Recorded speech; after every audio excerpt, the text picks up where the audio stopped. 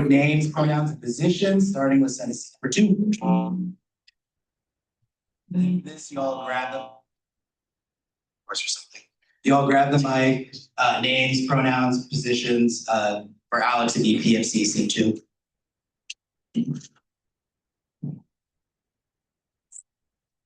My name's Alex.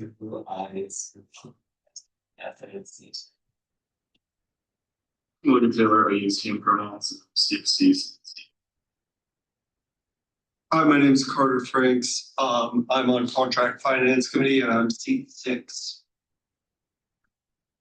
I'm Trevor Robidoux. I use he, him pronouns. I'm seat 7, contracts finance committee. Everybody, Giovanni Bazan Spain, DFC, Senate seat 8. Hi, everybody. Brandon Higley, he, him pronouns, Senate seat 9, DFC. Hi, I'm Noel Mayer. I use she, her pronouns, and I'm Senate seat 11, Arts and Science. Hi, my name is Toby Full. I use they, he pronouns. I am Senate seat 17, College of Ed and College of Arts and Sciences. Hi, I'm Ginger Pan. I use any pronouns and I'm seat 12 for College of Arts and Sciences, which is most of the natural sciences. Hi, I'm Lamar Al-Naib. I use she, her pronouns, and I'm seat 14. Hello, everyone. My name is Cole Stevenson. I use he, him pronouns, and I am academic seat 15, representing the School of Psychology. Hey there, it's Robert William Baker III, he, him. I represent Senate seat 16, which is College of Design, Music, and Dance. Hi guys, I'm Jake Mando. I use he, him pronouns, and I'm Senate seat 18 as a JC. Hey guys, I'm Bridget Madariaga. I use she, her pronouns, and I'm Senate seat 19 for business school. Hey guys, I'm Hattie. I'm Senate seat 20 for business, and I use he, him. I'm Sarah Westbury. I use she, her pronouns, and I am Senate seat 23. Hi, I'm Maddie. I'm the clerk, and I'm here to take notes. Hi, my name is Emily Woodman. I use she, her pronouns, and I was the previous Senate seat 20. My name is Quadrian Gill. I use he, him pronouns. I was the previous Senate seat 7, and I am the former ASUO speaker. My name is Maya Peralta. I use she, her pronouns, and I'm the ASUO vice president. And as we go through this meeting, I'll kind of be breaking down what different items in the agenda mean, just to help you guys with onboarding and things like that. But first, before we get into the agenda, do we have a senator to read the land acknowledgement? Senator Madariaga. The University of Oregon is located on Kalapuya Iliki, the traditional indigenous homeland of the Kalapuya people. Following treaties between 1851 and 1855, Kalapuya people were dispossessed of their indigenous homeland by the United States government and forcibly removed to the Coast Reservation in Western Oregon. Today, Kalapuya descendants are primarily citizens of the Confederated Tribes of Grand Ronde, the Confederated Tribes of Siletz Indians, and they continue to make important contributions to their communities, to the UO, and to the lands now known as Oregon, and to the world. In following the Indigenous protocol of acknowledging the original people of the land we occupy, we also extend our respect to the 9 federally recognized Indigenous nations of Oregon, the Burns Paiute tribe, the Confederated Tribe of the Tribes of the Coos, Lower Umpqua, and Siuslaw Indians, and the Confederated Tribes of Grand Ronde, the Confederated Tribes of Siletz Indians, the Confederated Tribes of the Umatilla Indian Reservation, the Confederated Tribes of Warm Springs, the Coquille Indian Tribe, the Cow Creek Band of Umpqua Tribe of Indians, and the Klamath Tribes. We express our respect to the many more tribes who have ancestral connections to this territory, including the Chinook Indian Nation and the Fort McDermott, Paiute, and Shoshone tribes, as well as to all other displaced Indigenous peoples who call Oregon home. Thank you, Senator Madariaga. I will read the ASUO mission statement. The purpose of ASUO is to provide for the social, cultural, educational, and physical development of its members, those students, and for the advancement of their individual and collective interests, both within and without the university. Next item is the approval of the agenda. Every meeting, the Senate Speaker sets the agenda. Any senator may make a motion to amend the agenda, and it can pass by a 4-6 vote. And that's what this agenda is. Senator Taylor. Move to approve the agenda. Second, Martin. Motion made by Taylor, seconded by Dariaga. Those in favor say aye. Aye. Those opposed say nay, and the agenda is approved.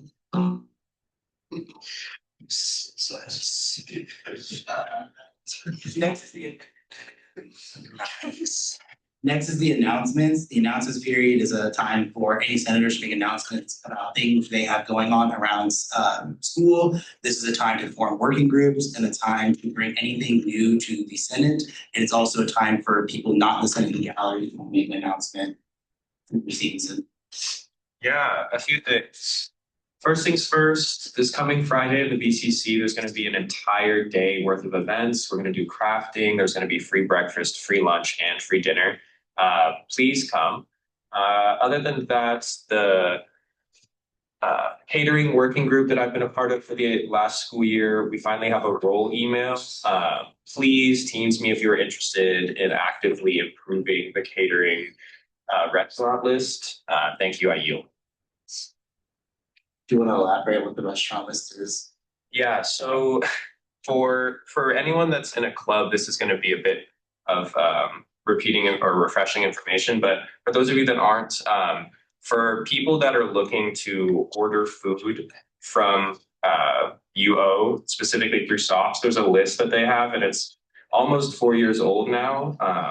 And so we've had an updated list that we get from catering each week, and we have a little website home. We just need to get to mutual understanding with SOPs about where the home for this is going to be. So yeah, the list is essentially just like where you can use purchase orders as a form of buying food for catering for events. Yeah, I yield. And SOPs is the Student Work Financial Services. They work the ASUO finance desk and they help student boards with filling out forms, transfers, things of that sort. And moving forward to the list, it bonds on to spend. Hey y'all, so the MCC, we're having our biggest event of the year. It's World Without Borders. It's going to be in the EMU Amphitheater. It's an all-day event. Feel free to drop in, visit our vendors, hear the live music, and grab some free food. Thank you. I yield. Thank you, Senator Higley. On Friday, the 3 p.m. undergraduate advisory board is hosting a staff versus student kickball game. If you're a 3 p.m. student or like 3 p.m. adjacent, any minors are welcome. Please stop on by. We're gonna have otter pops, wristbands. Yeah, thank you. I yield. Senator Hugh. Yeah, next Tuesday, the Black Generation are having their annual Happy Character Day. So if you're running along product, choose off. Senator Baker. Yes, 3 p.m. awards are tomorrow in the Ford Alumni Center, starting at 3 o'clock. I am going to be presenting some of the stuff that I've been doing for the ICRE Policy Lab. So if you want to come check out what my big project has been other than ASUO this term, it's pretty fun stuff. It's working for the local job placement agency. So yeah, really, really intriguing stuff there. Come, there's going to be food at 5 o'clock, and it's a gala, so it's going to have fancy food. A lot of great people showing off their work. I totally recommend coming, even if you're not in 3 p.m. And then the way Robert's Rules works is everybody who hasn't spoken will get a chance to speak on every agenda item. But if you want to speak again, you'll go on the second list and you'll speak after everybody's spoken. Senator Stevenson raised his placard again, so I'll go back to Senator Stevenson.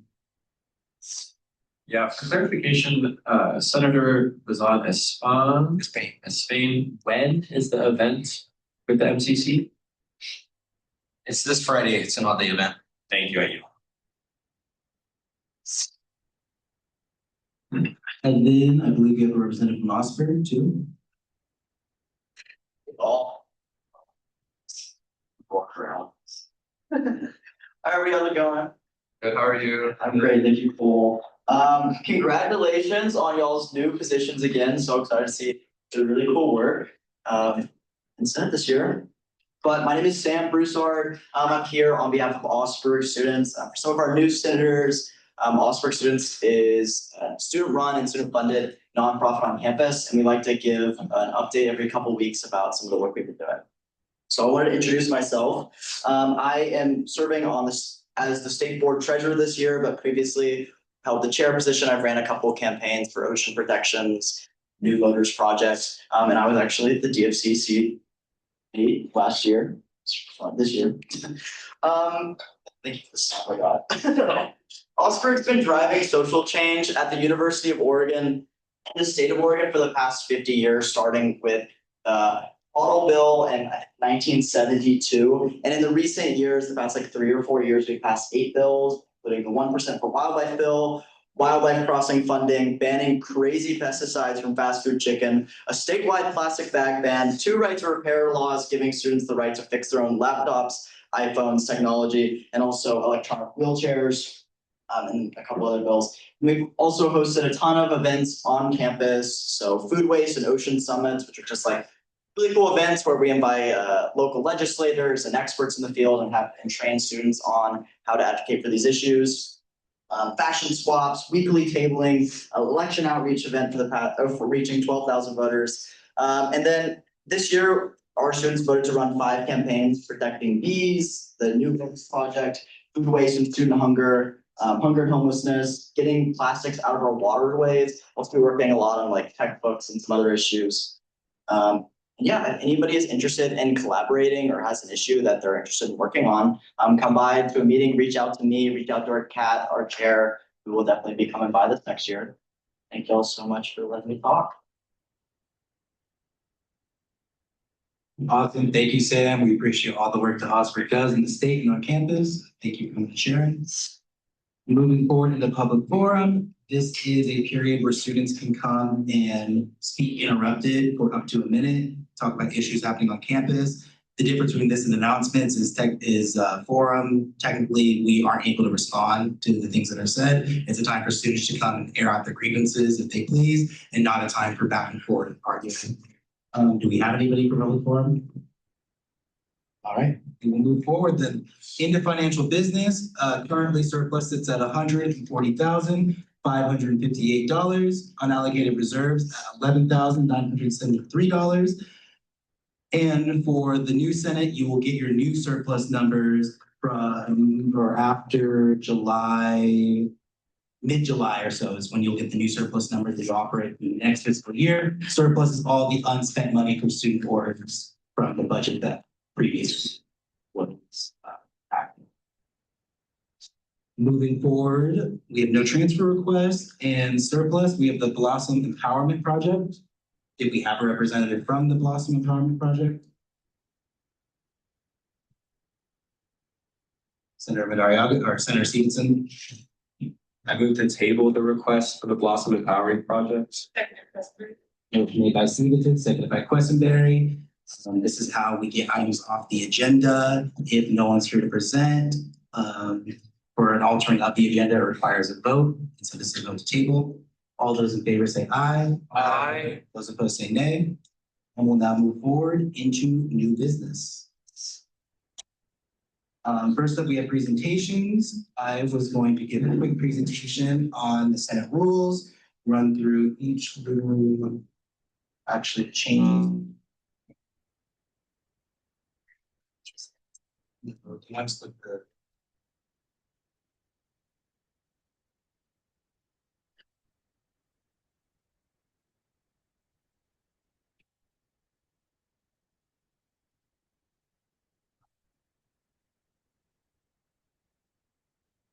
I'll try to make this quick, but I basically just want to show you that this document exists. This is all of the Senate rules. This is what we base all of our deliberation, discussion, votes off of. It has the rules for the IP, has the rules for the way Senate is made. I recommend that everybody take a quick read through this at some point. This is how you can like hold the speaker accountable. This is how you make sure that everything is being discussed on terms that you agree with. And by not reading this document, I feel like you're forfeiting a lot of your power as a senator to understand what the body that you are a part of really does and what it's about. Anybody can go to the rules committee and make a recommendation to have the rules changed, which we voted on by the entire Senate, 2/3. But running through, it has all of the descriptions for each position. So if you feel like the speaker is not doing things that are in the Senate rule or the academic chair, et cetera, you can bring this forward to the Constitutional Court and say, hey, feel like you're not doing your job, or have a discussion with the Senate Speaker on the basis of these rules. It has the criteria for nominations and elections, which I'll be going off of your guys' elections today. It has your duties as a senator. Each senator in finance committees required to sit on one other committee throughout the year, things of that sort. It has the criteria for discipline for the Senate ombudsperson and how the Senate personnel will operate through discipline through the Senate. And confirmations, different committees. And then I also wanted to show you some changes that we recently made to the Senate rules with that end of year review.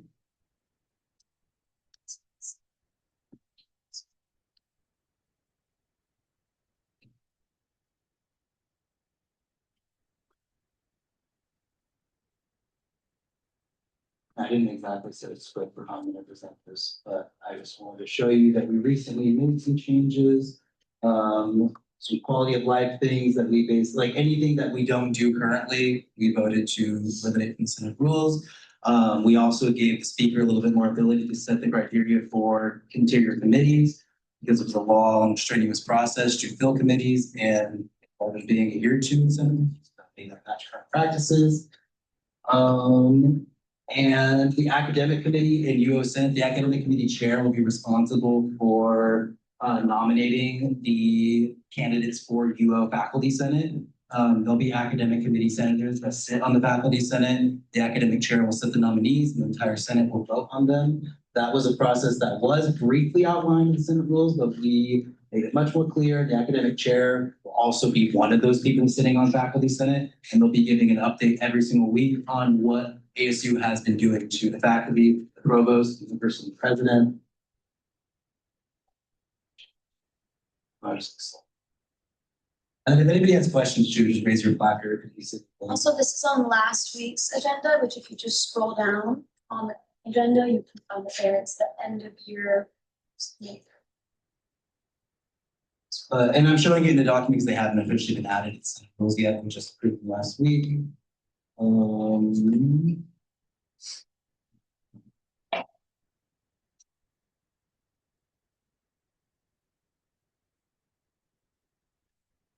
We did make it so the ombudsperson serves as the chair of the personnel committee. It just makes sense as the personnel committee decides what gets grievance and what gets sent to Concord. They all vote together. The ombudsperson is the head grievance officer of Senate, and since we should have them serve on that committee to consolidate two duties, and everyone in Senate exec makes extra stipends, and so I feel like the extra work is warranted. Oh, yes, and then a committee, if you look at the agenda, the surplus, accessibility, and financial priorities that you see under financial business, this was a committee that we formed that isn't institutionalized within the Senate rules before this year, but it was the document that we based all of our surplus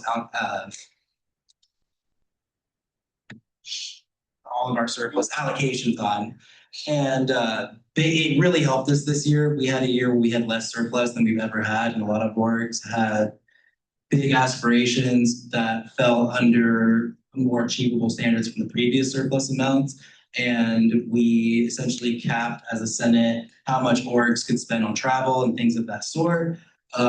This was something that we all voted on after the committee had presented it to Senate, and we did vote to incorporate this committee into the Senate rules. So this year, you guys, the Senate will have a surplus accessibility committee. It'll bring you guys financial priorities, and it'll be up to the speaker to decide who's on that committee. And yeah, I recommend reading the document.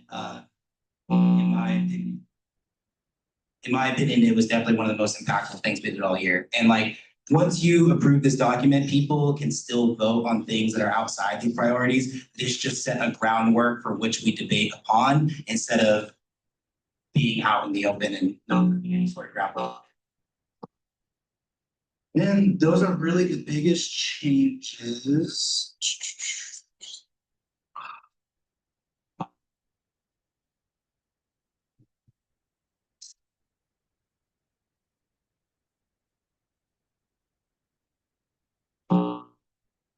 Oh, yes. Yes, summer stipend. So this summer, due to the budget and conversations that were happening between the exec branch and the legislative branch, When setting the budget, both the ledge and exec branch had very large increases, and two branches could not come to an agreement as to who should get the large increase. So both branches made a concession where the director stipend line item for the exec branch of this year is not totally fulfilled. And the exec branch will now have to like reduce the amount of directors that are in the budget. And then for Senate over summer, the $400 legislative base pay during the summer will be $200. It will now be reflected in Senate rules that base pay is 200. And the way Senate works with the TOS model is there's the $400 base pay, and then academic senators get a certain bonus on top of that. Finance senators get a certain bonus on top of that. If you're in Senate exec, you get an extra $300 on top of that, and it keeps accumulating. So it's just that base pay number for the summer instead of 400 is 200, and that was just a result of the budget cycle. That's something that you guys are welcome to change back within your Senate rules, but there isn't enough money in the Senate budget to stipends. So that has been changed. And during summer, there's about 1/3 the amount of work there typically is throughout the school year. You guys meet at a minimum of once every 3 weeks or so. So that is why that was the concession that was made. Once again, you guys are welcome to change it back. I just want to communicate with you guys why certain rules were changed and why this is the way it is. And that was the last one. Yes, for sure. I think that might. Also, just as clarification, technically our stipends are not a wage, this is a job, so when we think of it as a leadership stipend, you're also considering that this is experiential learning. And an overview of our surplus allocations, the Kayla said.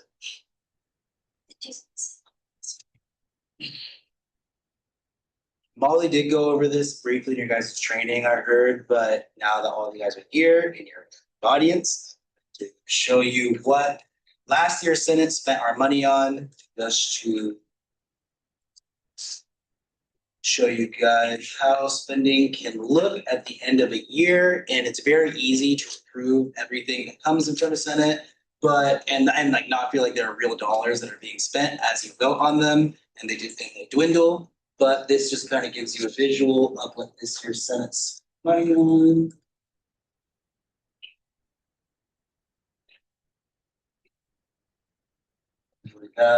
Overall, boards requested about $873,000. We rejected about 81,000, 740,000, and unallocated reserve, which is reserved for new boards that haven't had a chance to go through the budget cycle. They got about $26,000. The glare is really bad, but as you can see, ASU executive got by far the largest amount of surplus, just because executive is very active, events, has a lot of people to pay, things of that sort. South Asian Cultural Alliance, Asian Pacific Student Union, and this year's Senate, we really had a priority of prioritizing cultural orgs and events happening here on campus that we help increase the community, the sociability of our campus as opposed to funding travel, which is why a lot of those went to cultural arts because they tend to campus. I'll have Aaron send this in the chat after, just so you guys can look through it as you wish. Yeah, that's just a more detailed breakdown of the bar chart for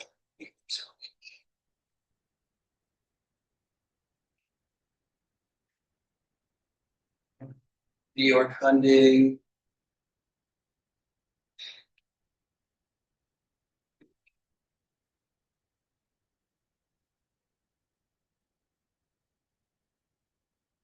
And these are requests that we denied. A lot of these were requests for travel and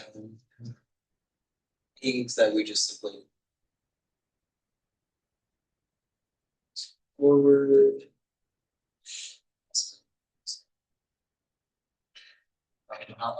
Preserve. Once again, this is just information for you guys, just to set precedent as you guys go forward. If you're confused, want a basis to round your arguments on for what we should and shouldn't spend our money on. This is just what happened in the past. I just want to make this information available to you guys because it was not very accessible for us, and I'm sure a lot of us enjoyed it throughout the year.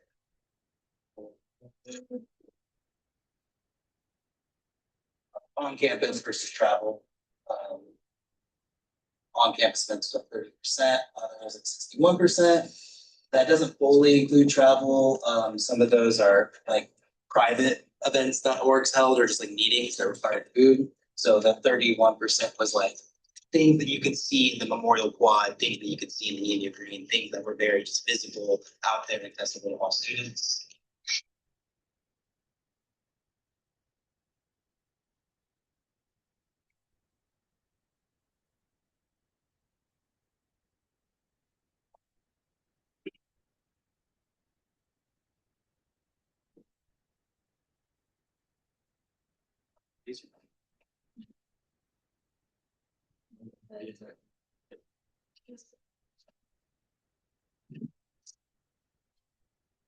Look for this. And then the last thing I wanted to show you guys was the past budget for the last year. The budget will make up a lot of what you guys start your doing.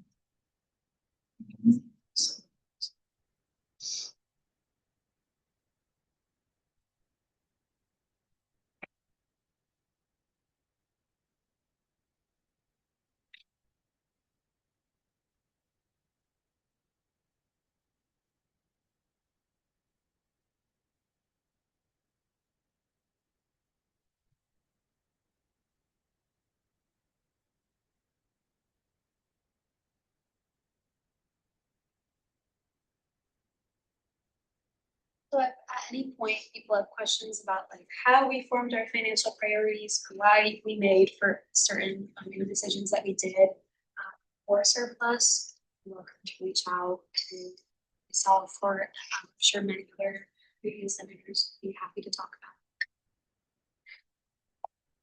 You can find our financial priorities at the top of the agenda, that's for sure.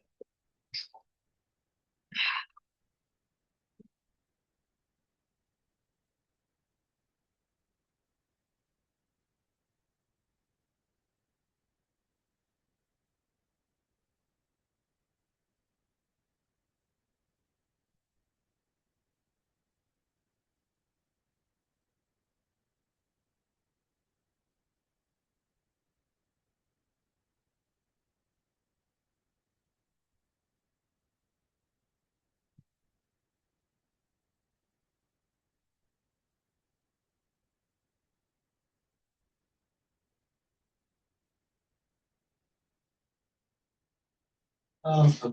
I guess I won't present that then.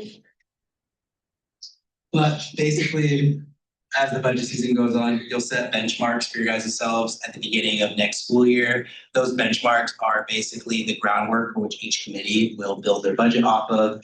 After that period, when the committees go outside of that benchmark, they're starting to encroach on other people's budgets. I feel like our Senate wasn't quite aware of the impact of what benchmarks look like. And so I just encourage everyone to take that benchmark meeting very seriously, even though it's not like an actual vote on the budget. It's the groundwork for which the budget will be built upon. Our budget was about $11 million this year. We raised the IP 5%, which was the maximum we were allowed to raise it. And I really wish I could show you displays, show you all the things fun, because there are a lot of things, and the budget is just, it's a lot of work. It's the most important thing we do in Senate, and it's just really important. But that time will come later, I guess. Oh, just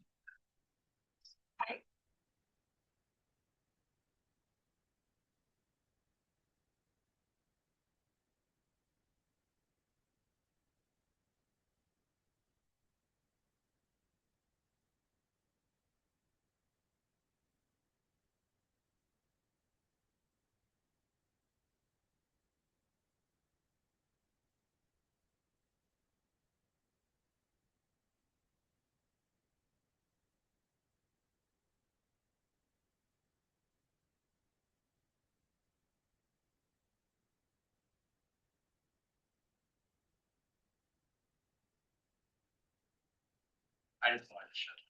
But it's I tried.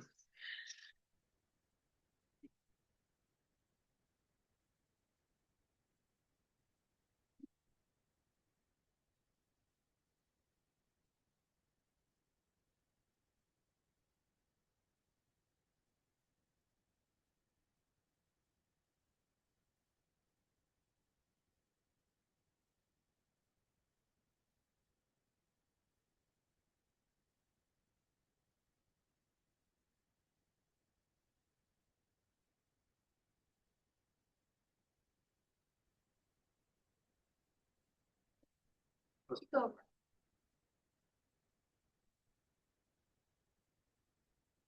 All right, and that concludes the things I just wanted to touch on real quick. As I depart from Senate, we will move into the 26-27 executive elections. We will start with Speaker of the Legislature. We have Senator Higley and Senator Taylor as our two candidates. If anyone wishes to withdraw, you can withdraw now, or Senator Taylor. I'd like to withdraw. All right, so just Senator Higley is our nominee for Speaker of the Legislature. If you wish, you can come and present and give a presentation on why you want. Do you want me to go up to the?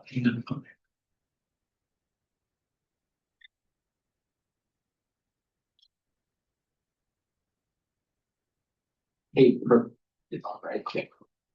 Hi, everybody. I know a lot of you guys in this room, but we don't know each other that well, or we've never talked. My name is Brayden Higley. I'm a second year planning, public policy, and management major, and I'm minoring in political science and nonprofit administration.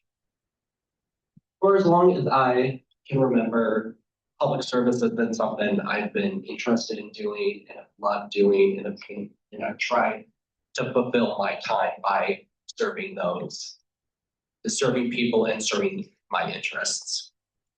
For the last year, I've had the privilege of being the executive secretary of Basic Needs that recently just concluded on Sunday. Through this work, I had the chance not only to work with everybody else on exec on things like expanding childcare subsidies, providing food during the federal shutdown, raising money for basic needs scholarships. I've also had the chance to get to know a lot of really cool and really awesome student leaders on our campus. And just being around them has really inspired me, but they've also taught me an important lesson that we are in a crisis at this university. From budget cuts to administrative overreach to not acting on student interests, the university is making things extremely difficult for our students thanks to those in charge in Johnson Hall. And as the students that directly represent the students of this university, we must fight back against not only the administration, but against anybody who is trying to push us down and make us feel like our opinions are not worth it and that we don't have a voice at this university. There's a lot of things that need to get done this year. And if I am voted in as your speaker tonight, I promise to work towards your priorities. Your priorities, the students' priorities, some of those examples being working toward taking back what is ours in the EMU, continuing to put pressure on our administration for a standalone Latin cultural center, protecting student workers in the departments that we fund, and standing with other labor unions on our campus like UOSW, GTFF, and SEIU, protecting basic needs services and advocating for advanced policy not only within the university, but at all levels at the local, state, and federal, and never bowing down to this university's leaders and not being complicit. People have asked me why I want to be speaker. And to be completely honest with you guys, I didn't really have an answer. I knew I wanted to, I had this feeling, but I just couldn't put words to it. And then after taking some time to reflect on my past experiences, past times I've been in leadership roles, I realized it is because at the end of the day, if I can go home knowing I made a difference for just one student, or giving somebody else the tools to go out and make that difference, all the early meetings, long meetings, and hours of emails and work will have been worth it. I know I'm asking a lot tonight to be put in as speaker by you guys. I know it's a big ask. And to be honest, we're going to face real challenges this year, not only from budget cuts, but continued pressure from our administration. But what I can promise you here tonight is that I will support you no matter how hard it gets, And I will give you guys the tools needed to make a real difference at this university. Student power has been and always will be a collective effort. And I promise to never let the dream die of a better university for all of us. Thank you guys. All right, thank you, Senator Higley. Aaron will flip the form in the chat now. I know Senator Higley's the only nominee, but we still have to get you a vote down for the record. Yeah. Chat. Minute to show that. It says submit another response. I'm gonna turn that off. Otherwise, Tina Peters might come and try and sue us. The election denier Jared Polis released from prison.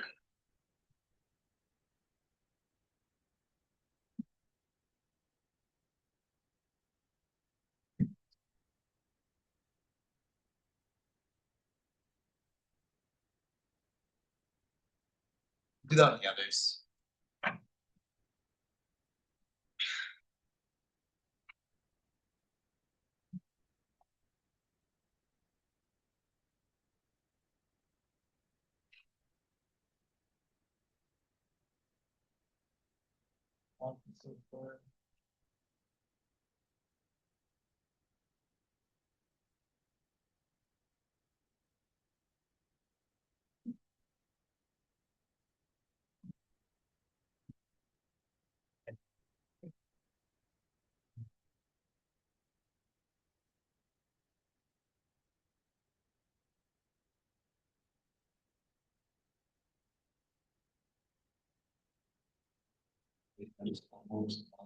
It's 15 here, right?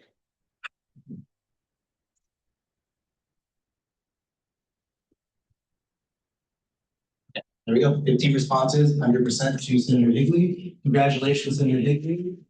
Well, we're gonna come on up with your placard. You can come sit with me. Leaving us the meeting.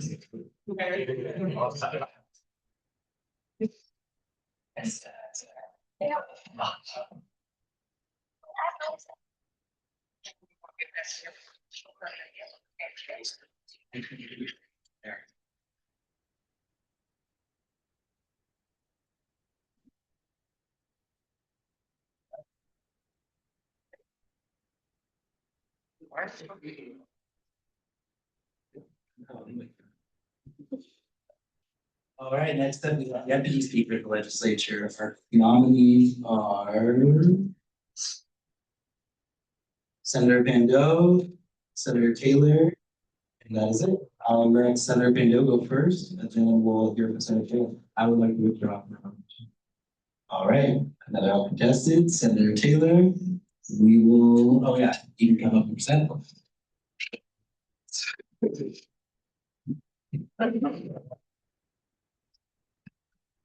Needed glasses. Hi all. Needed. Logan Taylor, if you haven't met me yet, I'm a returning senator from last year. I was the vice chair of CFC. I'm pretty dedicated to CFC. I came in originally as prominent for childcare, and I've been supporting that since I got here.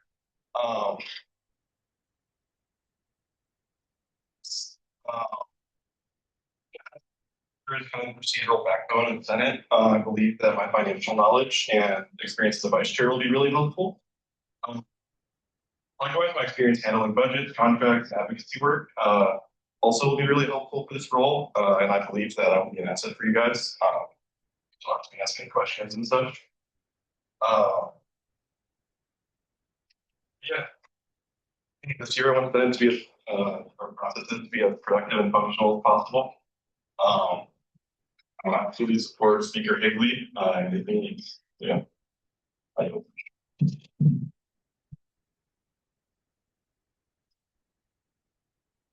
Thank you, Senator Taylor. One step I did forget with the last nomination is technically there is a period for deliberation that I want to allow. So I'm actually gonna have Senator Taylor step outside real quick, and I'm gonna see if anybody wants to ask questions. And if anybody wants to advocate, not advocate, what's the chance? I just want to provide that to everyone because my practice is deals like that. As a point of order, wouldn't that mean we have to redo the previous vote?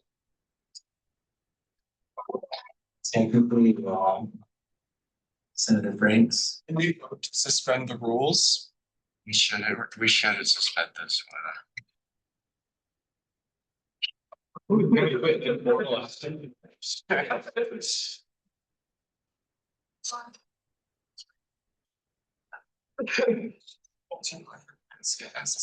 Okay, I'm gonna entertain the motion to suspend the rule. I'm gonna leave it up to you guys. If you guys want to redo the vote, we'll redo the vote.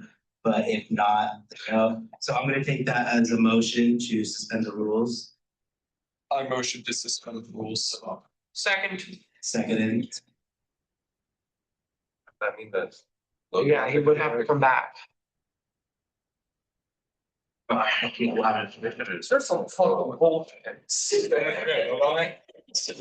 gonna go back to the first nomination. My bad, guys.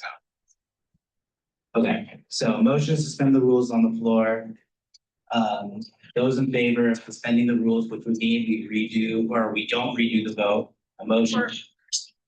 For speaker, yes. So a motion to suspend the rules out. A yes vote is to move forward with deputy speaker vote. A no vote is to re-entertain the speaker vote. Those in favor say aye. Aye. Those opposed say nay. Nay.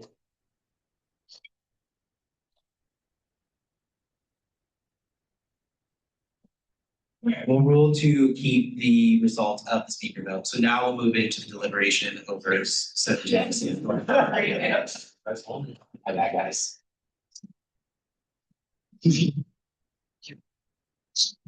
Okay, now I want to entertain comments against or for Senator Taylor, the deputy speaker.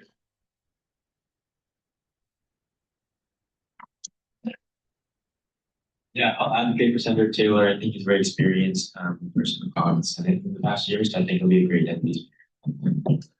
Senator Questenberry. I was gonna say the same thing. He's been great this whole last year, always prepared, comes to meetings, and I've heard no complaints about him. So I'm very confident that he will do great as deputy. Senator Higley.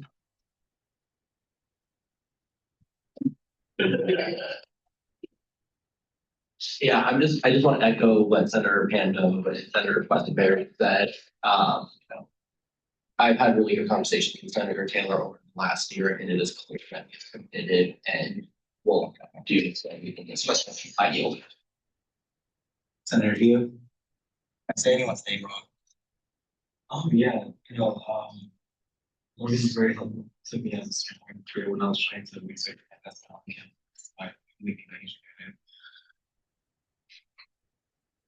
Thank you, Senator Hughes, Senator Peterson. I call the question. The only person on the list. Do we have any more questions?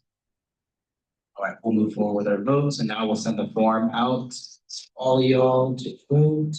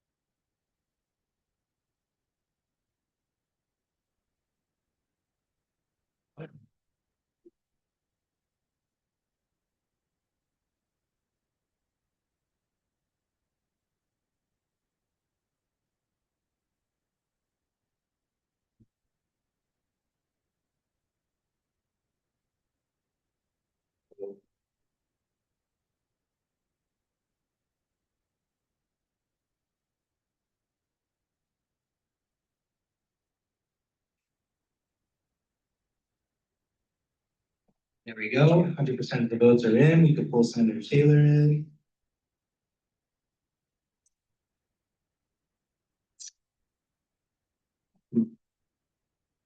Feel free to come on up. We got a chair ready. Bring your placard over.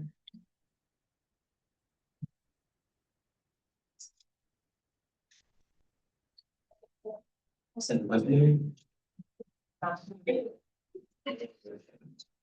All right, and next up, we have. Let's restore order. Next up, we have the vote for Senate Ombudsperson. We have Senator Bazan Espain, Senator Robideau, Senator Frank, and Senator He is withdrawn. So Senator Franks, Robideau, and Espain. Senator Franks. A motion to withdraw. Senator Franks has withdrawn, and so we have Senator Bazan Espain and Senator Robideau, and we'll start with Bazan Espain.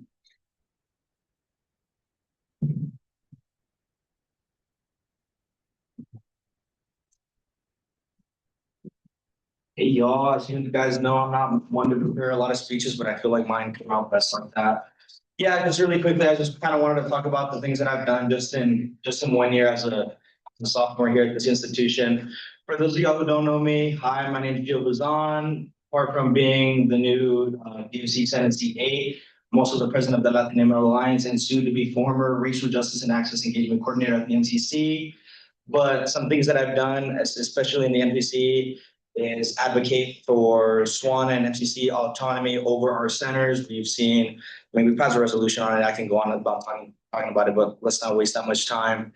Let's see, what else did I do? Oh, I held our first edition of the Farm Worker Solidarity Summit. So actually adding into some of that political intervention inside of the MCC. And then also in LMA, I mean, I could start talking about things up the wazoo with LMA. But specifically helping spark the Latinx Student Coalition, advocating for the Latinx Cultural Center, was nominated Director/President of the Year for my work within LMA alongside our executive board. And I think LMA has taught me a lot about how to navigate and how to lead in different types of manners. It was definitely a learning curve for sure, trying out a lot of different leadership styles, both passive, strict, and mainly communicative. But yeah, within that work, it's led me to become the person I am. And I hope to serve as you all's Senate's ombudsperson. So thank you. And next we go for Senator Robideau.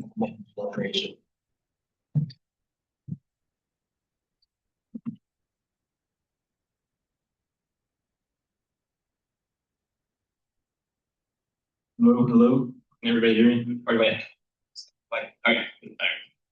So I am Trevor Robideau, you see in pronouns on C7, CFC. And first, as many of you probably know, this role is about making sure senators are fulfilling office hours, upholding the Senate rules, and also managing conflict when it comes up. But to me, this role is also about culture. This role is about making people feel heard, supported, and respected, while still being held accountable to the work that they were elected for. The reason I want to serve as your Senate Ombudsperson is because I felt firsthand how much empathy matters in student government. Last year, I served as the Department Finance Executive Designee. And while in this role, I would attend the DFC meetings and meet with the senators, and also I would attend some of the executive meetings. But in the beginning, I really struggled to feel like I belonged in either branch or just in student government as a whole. There were moments where I fell behind, felt overwhelmed, and honestly felt like I was not good enough to be in the same room as everybody else. And when you feel that way, even small things can start to feel heavy. Someone asking about a path can feel like judgment. A reminder can feel like proof that you're failing. And I remember feeling like people were looking down on me, even when they just glanced at me, even though they probably weren't. But that is why I think how you treat others in student government matters so much, especially when you never know what someone else is actually going through. This is one of the biggest reasons I'm even here in the room with y'all, let alone running for ombudsperson. It's also a big reason I care so much about this role. The previous student government senators did not just make me feel supported and welcome, but they also fought so hard for students and against injustice, and I want to pay that forward. I want to be someone who notices when people are struggling, helps people reconnect with why this work actually matters. But I also want to be clear that empathy does not mean avoiding accountability. In my experience, being supported not make me care less. It actually made me care a lot more.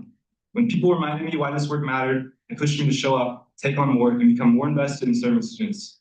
That is the kind of ombudsperson I want to be. Someone who leads with care, but also takes our duties seriously. I also know how important transparency is now more than ever. Through BSC, I've seen how difficult conversations can reveal real problems, especially when departments are asking for more money or in student services are not working the way that they should, as you probably all know. I've been willing to ask hard questions, push back when something does not seem right, and fight for clear answers. And I would bring that same seriousness and transparency to this role as well. When it comes to experience pertaining to this role with like the documentation, office hours, I do have experience serving as a research integrity student assistant for a school where I do a lot of documentation work involving travel. So when it comes to the tangible nature of this job, I feel like I'm prepared for that as well. Ultimately, as ombudsperson, I would treat senators as people first, especially when they are struggling. But I will also remind us that our responsibilities matter because students are depending on us. I would work to be fair, impartial, transparent, and approachable. I want people to feel safe bringing concerns forward, and I want the Senate to be a place where accountability and care can exist together. Thank you so much for listening to me, and I look forward to serving all of you this year.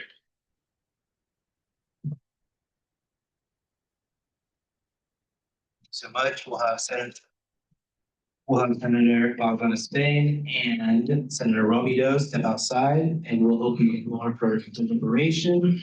If anyone wants to speak in support or against, now is your chance. Senator Stevenson. Yeah, I worked a lot with Gio over the last school year, and I think that he is going to be very involved with LMA going forward, and he's going to be very involved with DFC. And I spoke to him about his interest in being DFC chair, and he was like, "I do vice chair." And so when I think about all of the things on his plate going forward, I don't necessarily know if ombudsperson is the role that he should potentially have. That's just me selfishly speaking from my perspective. But something like a DFC chair, for instance, is the kind of role that I think Gio could have a lot more autonomy over the things that he cares about in my mind. But yeah, that's all I yield. Thank you, Senator Stevenson. Do we have any other comments? All right, we'll see the form out.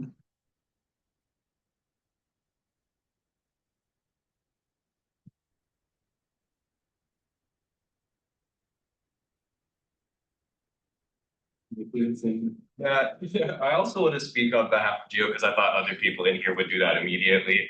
If he wants to and sees it as something that he can do and he's passionate about, then he's definitely capable. I just thought that, to put that piece in there before other senators would be like, he does all of these things. So for those of you that don't know, Gio is very capable and very, very capable of doing whatever he wants realistically. It's just how many things is that going to be?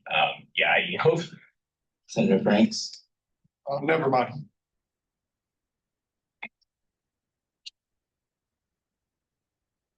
All right, responses.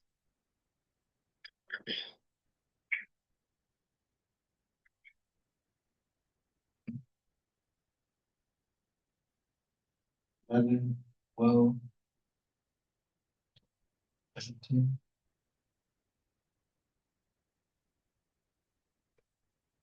With the result, with 61.5% of the vote, Senator Robideau elected Senate ombudsperson with full amendment.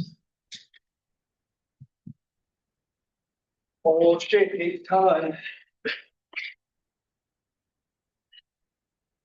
Congratulations, Senator Robideau, on the next Senate ombudsperson. Thank you.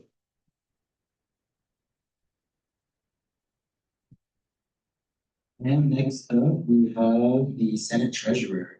Our two nominees are Senator Charman and Senator Questenberry. We will start with Senator Charman.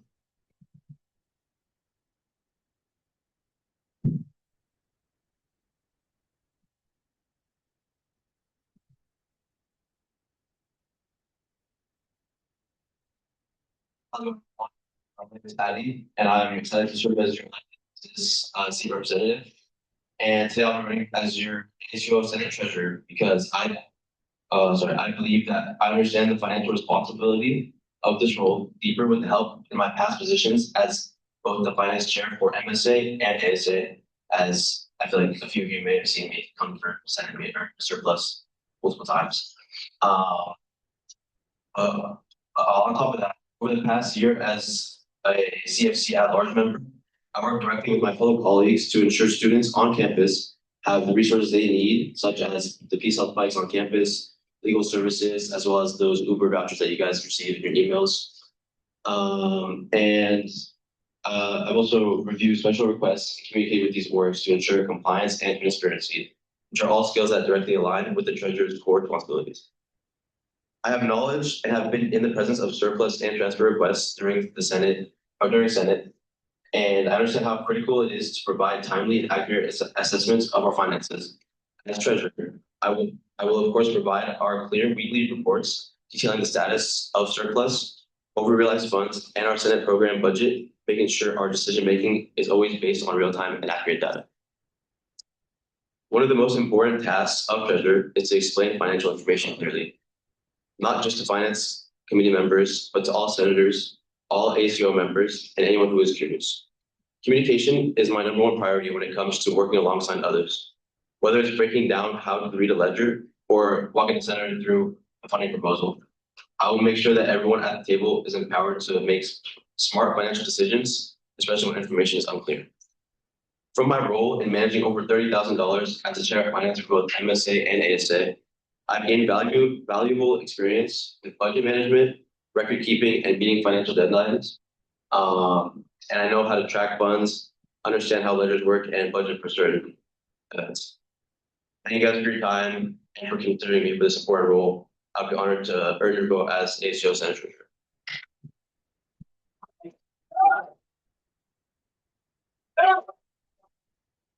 Everyone to the gallery, please chill. Senator Questenberry, you have next.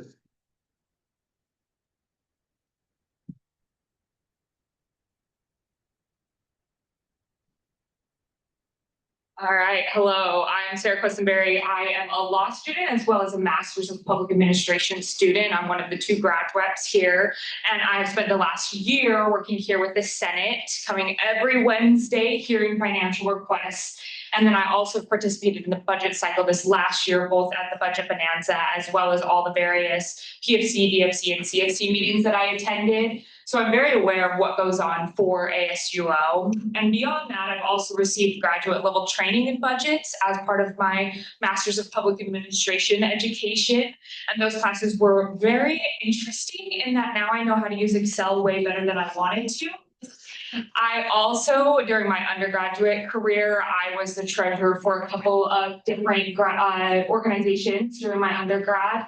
And so I am used to both being an org leader and seeing that side of a budget process, as well as being in the seat for this past year as a senator. So it would be an honor to work as the treasurer this year and work on that transparency that is crucial with any budget process, as well as communication. So thank you.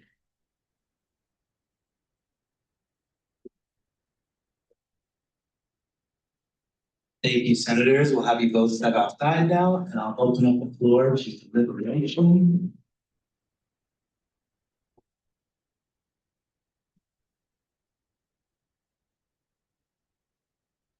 Morning. Morning. Senator Hughes and Nicole.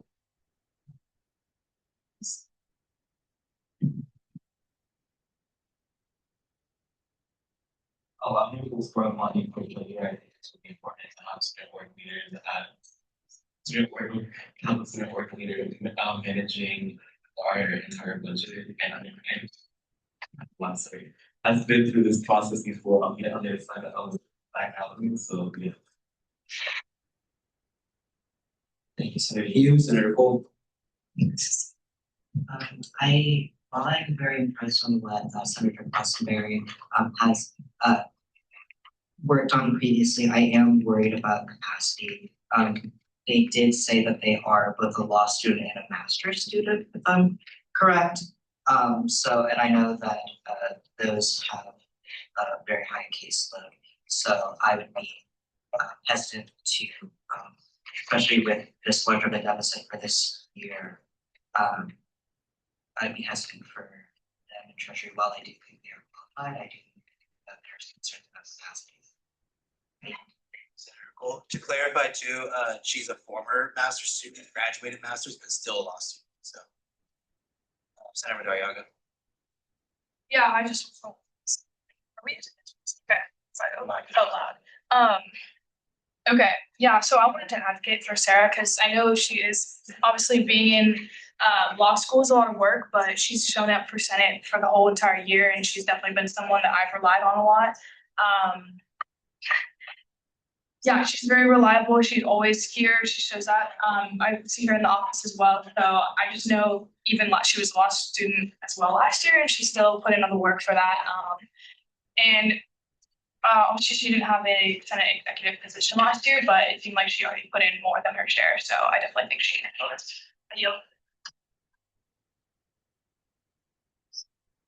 Senator Baker. Yeah, I also want to speak on behalf of Sarah. I had Sarah as a GE for one of my classes last semester, and I want to say that she was on top of absolutely everything. One of the most competent, one of the most one of the best GEs I've ever had, just in terms of how she communicated with us very frequently. She was very good with grades, got them out fast, always willing to stay extra after her class to talk to you about anything. Didn't even have to be work related, and she did that on top of being a master's student and a law student. She is very good at managing all of her time and all of her commitments, and I think she would be the best qualified and the best person for this role. I Senator Higley. Yeah, I mean, for the last year, I've been able to work with both of them.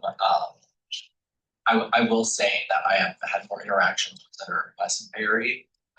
And through those interactions, I have seen how well she manages her time. Being a law student and also being a GE and ASUO sender is extremely hard to do, but she has been successful in all three roles and has made an impact this last year. Yeah, that's what I want to say. Senator Pinto. Yeah, I think they're both really great, but I'll advocate for Senator Charmond. I've been in a cultural board on there because I think being a finance chair or treasurer for a cultural board is very, you gain a lot of experience in how things work, how line items work, and I think that should be the experience that we credited for. Of course, you have to make sure you guys yield in your statements. Yield. Senator Bazan is in. Yeah, I want to advocate for Senator Charman. I've had to work with him in the capacity in the MCC, within the collaborations between LMA and MSA, and he's been very communicative and very helpful. And it's led to some great events like the FIFA tournament and also the Libera Palestina event that we had just recently. Thank you. I yield. Please, Stevenson. Yeah, totally unrelated to this. Are we using the microphones during deliberation? Mics, it's fine. We're all senators too. Okay. Yeah. I yield.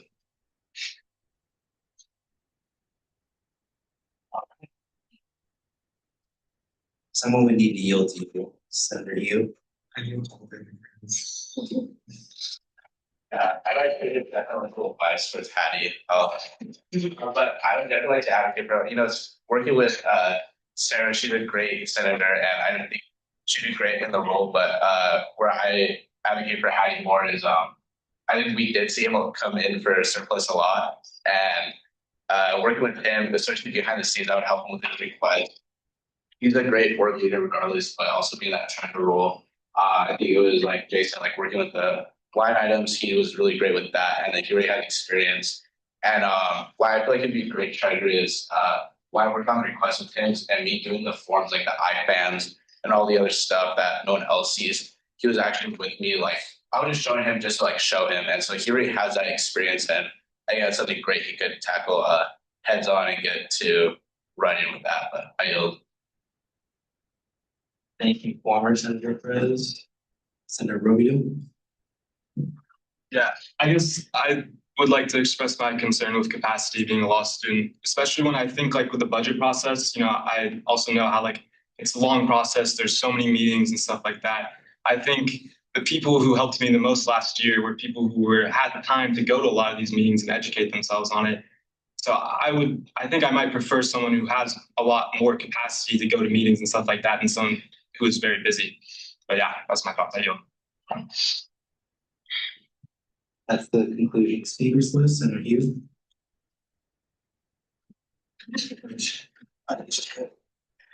Note that. Okay, note that I'm on, yeah, I am concerned about her capacity because we do need someone who's behalf of people to the reach sometimes attend PSC meetings in the fall to see these budget hearings and these budget requests are happening. And I think that person would probably be Senator Sharma.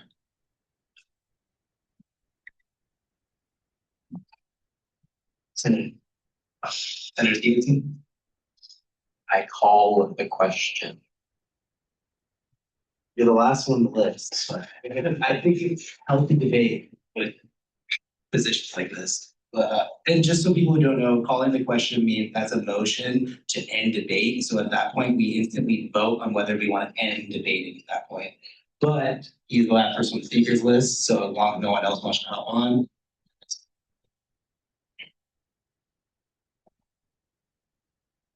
We'll send Michelle.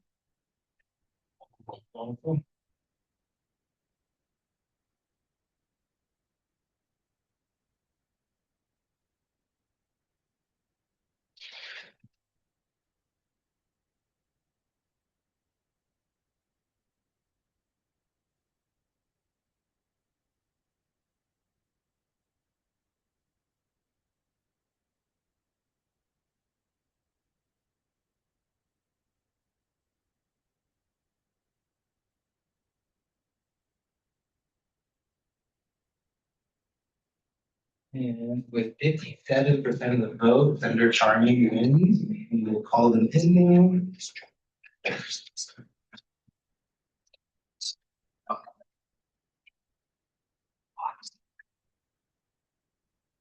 It was very close, so congratulations, Senator Charming.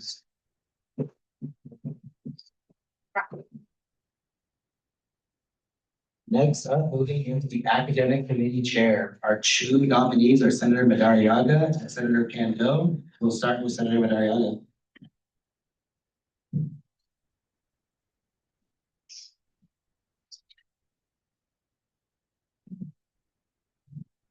Guys, my name is Bridget. So I first want to start by saying, why I want to be the academic committee chair. I've been on this committee for this past year, and I've really grown to care about the role. And not only that, but obviously have a deep concern for our students. And the academic committee is really, in my mind, supposed to be the most kind of front-facing committee of Senate, and our job is to represent the majors that we are assigned to represent. And I've gotten to work very closely with our last chair, Senator Stevenson, on certain projects such as class rep. I organized a clothing drive for a local women's shelter here. Usually we do projects related to our major, but I was representing the freshmen and undecided majors, so I chose to do something a little different. But I do have that organizing experience, as well as organizing a team of the academic committee for the mental health block. This was only a couple weeks ago. So just another thing to get involved in the community, which I think is so important because we're representing our students. We need to make sure that we're getting involved in what they care about and things that they're putting on. But the other part of this is obviously throwing our own events, projects, and kind of how it's supposed to work is each academic center would have their own project. And if I was elected as your AC chair, I would definitely want to see this happen. I would want to see at least senators to at least be involved in one project. So like, obviously we could collaborate on things. It doesn't have to be every single person has their own individual work, but collaboration is always good. So as long as people are getting involved, it's really important. Another idea that I really want to see come to life is an academic committee fair. So this has happened. It did not happen last year, but I want to revamp it. It would be, in my vision, it would be held with other orgs on campus. So kind of a tabling like joint events, because it's always good to work with, our student org, supporting them. And that's a really important way for students to get to know, who represents their major. I think there's definitely an issue with students not knowing that we even exist, let alone the academic committee as like one section. So I definitely want to kind of bridge that connection and do things like sending out surveys, doing more class wraps where we can get feedback from the students in our specific majors and find out, ways that to best serve them. And of course, you can always bring your own ideas into this. Another thing, let's see. Yeah, another thing I want to see happen is just in general bringing more events to students. So this could be, like I said, the AC Fair. I also have ideas for more specific job fairs. I wanted to do something in collaboration with all you guys to have a jobs fair specific for international students where we would have only like companies that have a assistant sponsorship program. So that way I've met some international students who are graduating soon and having trouble finding a job to be able to stay in the country. This is obviously something I could do outside this role, but I think this role would give me the resources I need to get this done. And if you guys think this is a great idea, once this happens, then I ask for your vote. I do just want to go over really quickly why I think I'm qualified for this role, now that you know some of my ideas. So being on Senate last year, I have a lot of experience on how academic committee works, and I've had leadership positions in the past outside of Senate as well. In high school, which was just last year for me, I was president of my women's activist club. So in that, I had to organize meetings, which is something that the AC chair would do, organize committee meetings and set up the agendas. So I already have experience in that regard. And then here I've also been working as a campaign intern at the Democratic Party of Lane County. This is another great experience in talking to people. That's mostly what I did for my job there. It is over now, but yeah, it's just that communication aspect is definitely really important. So you guys can always count on me to be on top of sending you guys, updates about when we're meeting, things like that. It's very important to be really communicative and make sure everyone's on the same page. And then, of course, I just want to hear all of your guys' ideas and be able to represent our committee as a whole. So thank you so much.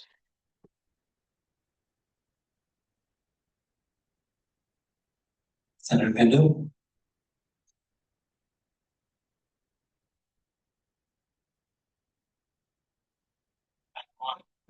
I am Jay Bando, and I'm Dynasty 18. I this year have been the executive director of communications on the exec branch for ASUO. I'm also a former PR chair for the South Asian Cultural Alliance, and I have the Swana Coalition for about a year now. So things I like about the AC position, I appreciate the creative liberty of making the role what it is, what it needs to fit for the year of the challenges that come to us, and our next year's goal as a Senate. So I want to maintain the bridge gap between the academic and finance senators, make sure that we have clear pathways for us to communicate about the issues going on, being able to communicate that to the students, using our large audience, which is the students and our most important audience.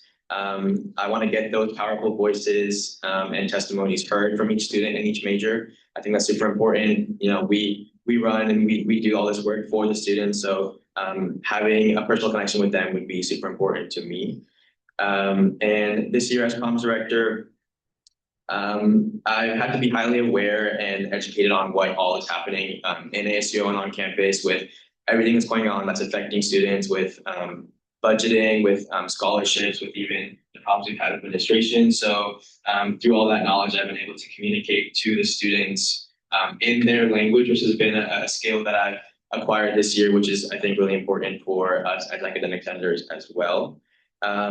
One thing I want to mention is this year, I have created a system, it's an automated system. It was called the Communications Master Sheet, and that's how I was able to communicate with each department in the executive branch to be able to get every little accomplishment that they were able to achieve, even things that happen on the Senate out to the media.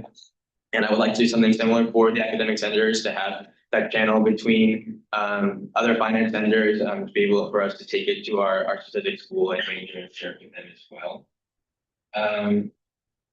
Yeah, and for the rest of the academic senators, I, care about the project that you each feel passionate about and want to work on yourself and building on those.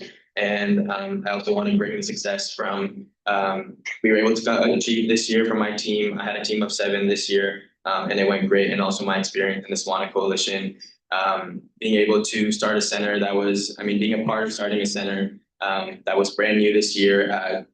We learned so much about how the university really works on the inside. And I really prioritize a productive environment for you all academic senators as well. Lastly, I want to kind of just go over my main goals as a senator. I'm really passionate about increasing student government autonomy, taking the EMU control, as well as stopping the silence of the MCC and Swana centers. Thank you.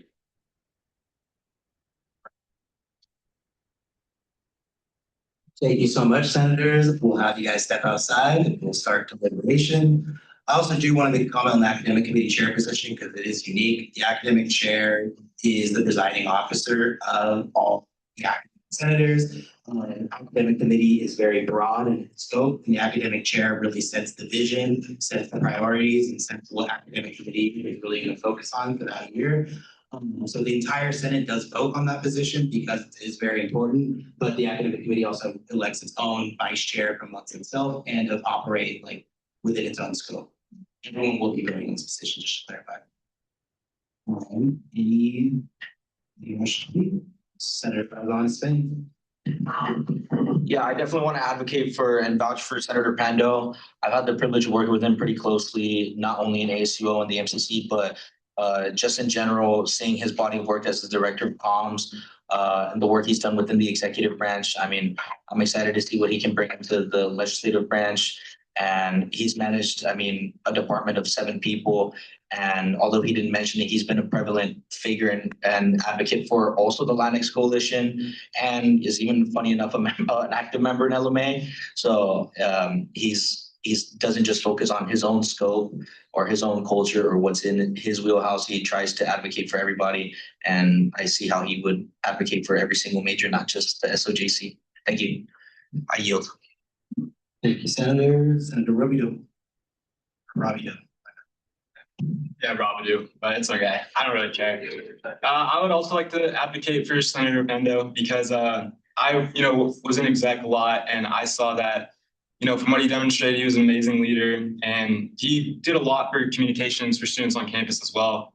And with what he did with that team of 7, I've been in student government before in other capacities, and I feel like that was one of the best communications teams I've seen in a long time. So I'm very confident in his leadership skills and his vision and stuff, because it's like you decide what to do. But yeah, I yield.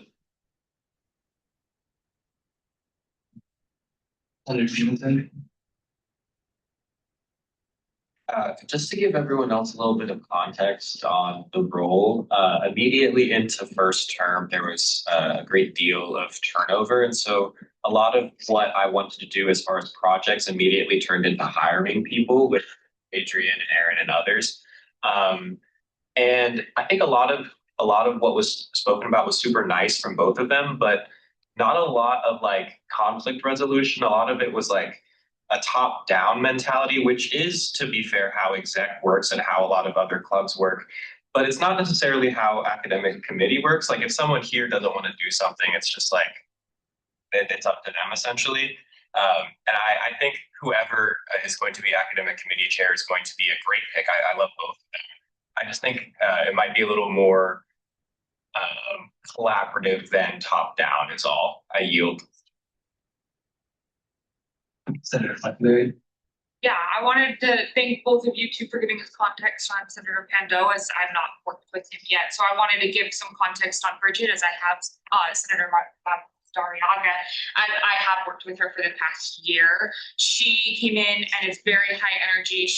First project she lobbied for within AC was to do a clothing drive for the women's shelter, and she paved that path forward, come hell or high water, and she really rallied everybody hard and continued to follow up on it. And so I would just like to say that she has the drive, she has the energy, and she has executed projects not within the leadership role, but just as a member of AC, which I think speaks to the hopes and vision she has. this is more of a request for information, is did everybody vote for ACU chair? And then the finance committees are within these things are, okay, thank you, Ayu. Senator Cole. I'd like to advocate for Senator Pando, specifically within the caring field. I do believe that Senator Pando would be more receptive for our specific needs, especially with the incoming massive budget deficit. I am extremely worried for the caring majors and minors, especially as being primarily targeted for budget cuts. And I believe that Senator Pendo, with their experience within the SWANA Center and the MTC, has previous work within marginalized groups or groups that are specifically being targeted by upper admin and larger levels. That being said, I do think that both are a good option. However, Senator Pendo has shown to me personally their commitment to working within more of the caring fields and more of the marginalized fields. Thank you, Senator Cole. Do we have any other comments? All right, we'll send up the form.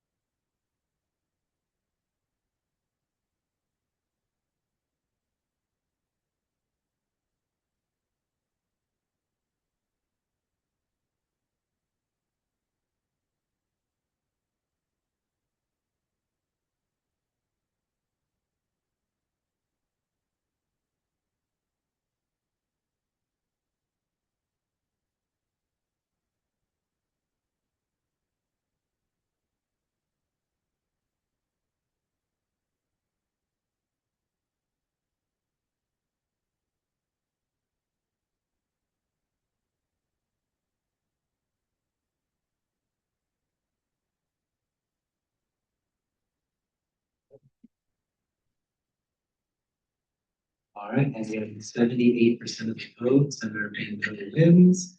Let's invite them in. I'll look back.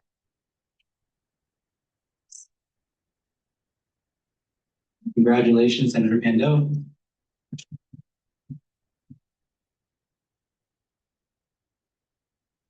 All right, and that concludes our 26-27 Senate executive elections. And now, as my last act, I will officially pass the gavel on to Senator Higley. Congratulations to all of you guys. Thank you. So for all the newly elected like Senate exec positions, if you would like to get in contact with whoever previously has your position, if you already know who, then you're good, but if you have questions about that, feel free to come discuss. Please do that. They should put a long meeting with you guys. So I'm gonna officially pass the mic over to Speaker Higley, and you guys can approve the minutes and adjourn. No. Senator Stevenson. I move to approve the minutes. Second, You have to say all that there. Okay. second Baker. You said it. There's no minutes. My bad. Do we have a motion to adjourn? Senator Questenberry. I move to adjourn. Second Stevenson. Questenberry motion, second Stevenson, all in favor? All opposed? Meeting is adjourned.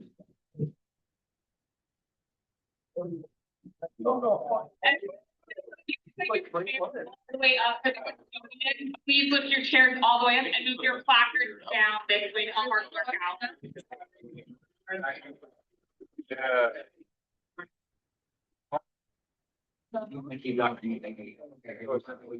All right, anybody else have a placard? I mean, all right.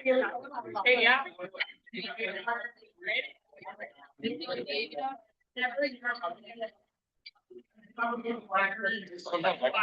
Yeah.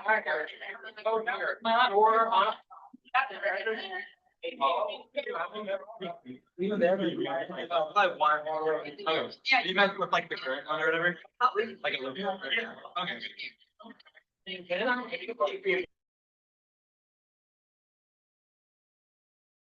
It's kind of weird though, also, because I've been doing it, but. One last. But we're having